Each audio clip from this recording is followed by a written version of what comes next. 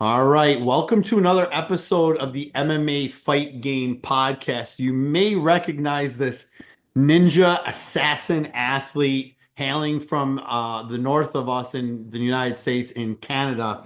We are here with the number four amateur female in the United States Northeast. She is currently 5-1. She is also the reigning and defending 135-pound full contact promotions bantamweight championship, coming off arguably her biggest win to date against a very game badass Carolyn Hode in probably fight of the night at Rage in the Cage 27 this past December.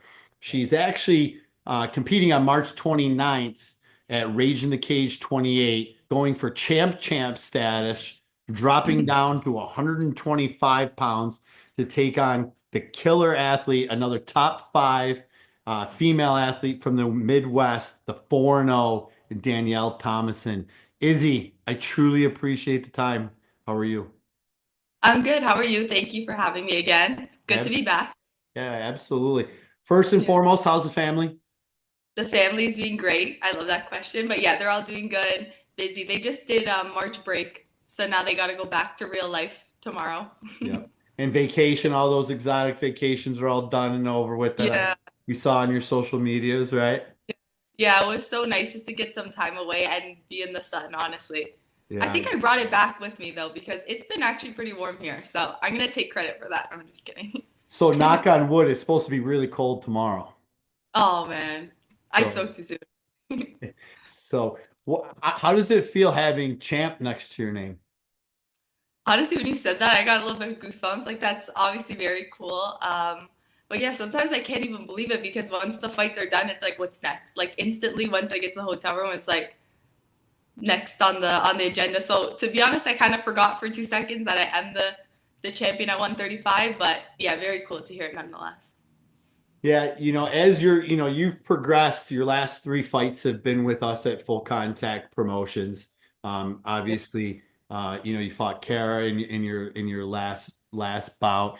Generally, it's really hard in the especially in the women's division because there's not as many. It's starting to increase, and I still think it's a few years because the girls that are in like high school wrestling right now. Hmm. I went to a all girls tournament, wrestling tournament, so there's interest, but I still think there's a few years to catch up.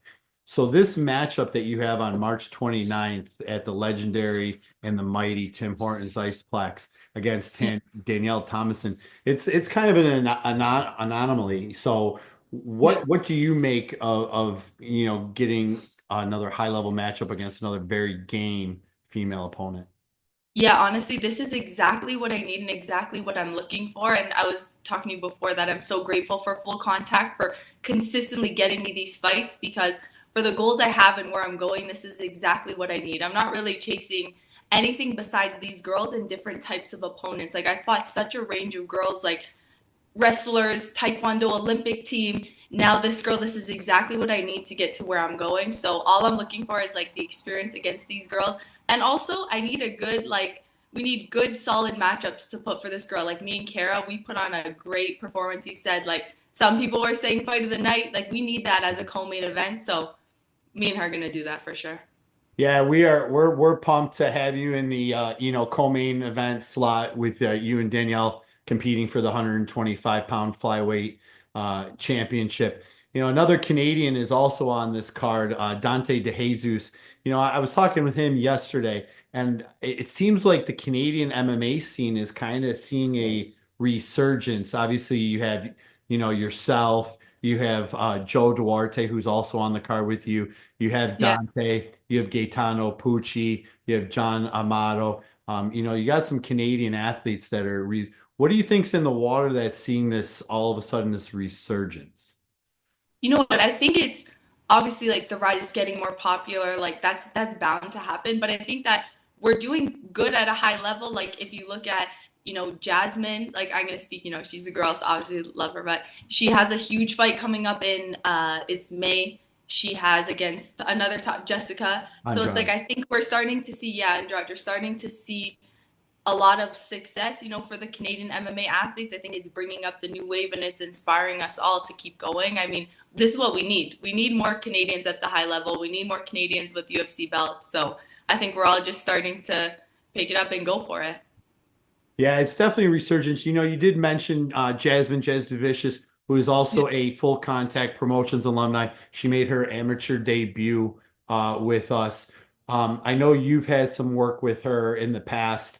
What does somebody with the status of Jasmine do for you, who's another up and comer? I mean, it's just incredible to watch her. I met her before she, I think, even went on the Contender Series, like way back when I was doing my first amateur. But to see the way her career has progressed is so inspiring to me. And every time I see her or train with her, meet with her, she's so humble and so willing to help and learn and answer any questions that we have. Like, I just enjoy being around her and learning from her. I love the way her journey is going. And honestly, I'm rooting for her wholeheartedly. Like, I can't wait to see her kill it on May 10th. And I think we just need more girls like that. Like, I love what she's doing. I love what she's doing for the sport and for Canadian MMA athletes. I think she's incredible. Yeah, again, I can't say enough about Jasmine's rise. Definitely probably inspiring young females to get into the sport, just like you are, just like Joe is doing Yeah, it as was great. well. So as Yeah, role models.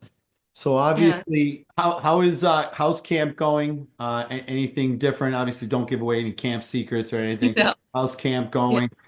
It's a little bit is the weight cut change anything you do in camp? Obviously, when you fought with us in the past, against Amanda and Kara, you were at 135 pounds. Now you're competing at Yeah. 135.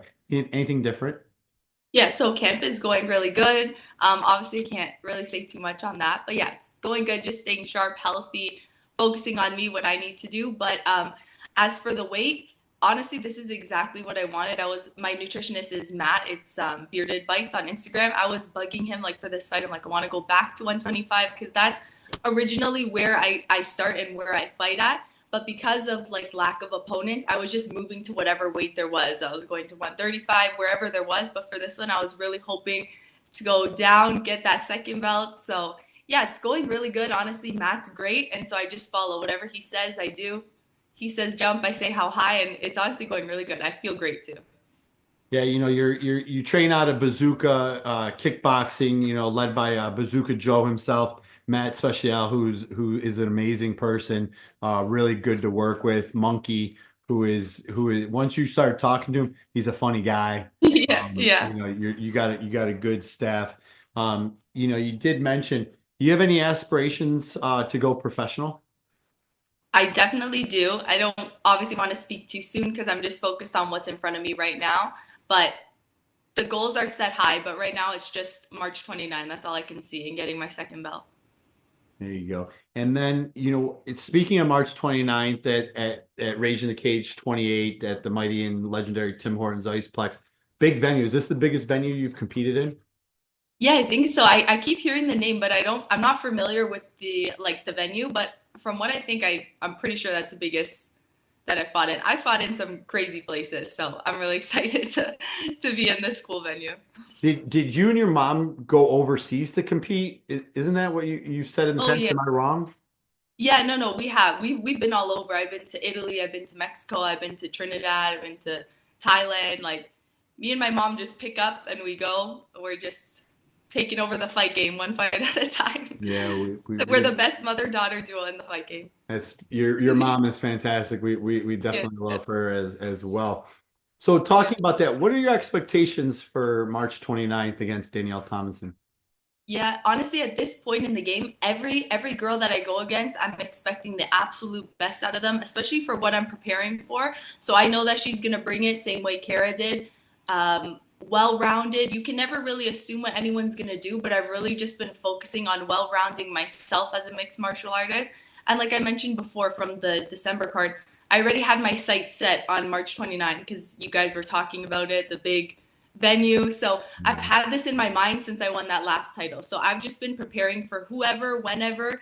It was a lot like when we are going to get an opponent because we weren't sure 135, 125. So all I'm focused on is me, what I'm bringing to that cage. And I'll tell you, it's exciting.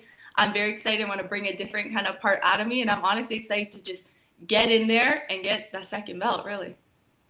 Yeah, I work for a pretty big company, here in Rochester, and a lot of people came to that last fight, and that's the Yeah, one name that they kept asking me is Isabella going to be competing, and then obviously I broke the news to them first, and so yeah. everything you're doing is the right thing. But before we wrap this up, is there anybody you want to thank? Any sponsors? Because obviously I know this Yeah, camp is a little bit different. yeah. I want to thank. Okay, let me remember. Definitely Metro Group. And Dr. D's is my chiropractor. He's keeping my body super healthy. So thank you so much. Yeah, I think that's it. Obviously, my team, my mom, my family, everything else like that. But yeah, definitely Dr. D's Metro Group. And last question, are you going to Yeah. have another exam or test immediately after this fight on March 29th? Oh my gosh, I really hope not. I do. I obviously, I'm finishing my degree at the same time. But yeah, after I won that belt, I got back to the hotel room. I think it was like, I don't know, maybe 11, 12 o'clock. Packed the car, drove home.